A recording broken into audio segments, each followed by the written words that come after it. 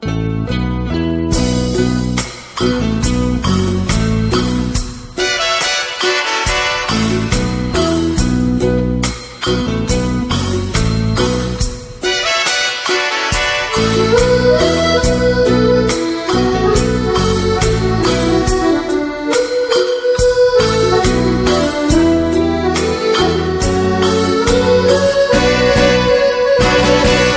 ามหานางจนสุดหนทางคนเดินแม้ไม่มีเงินที่จะเดินถึงตายไม่ว่าขออย่างเดียวให้ได้น้องนางกลับมา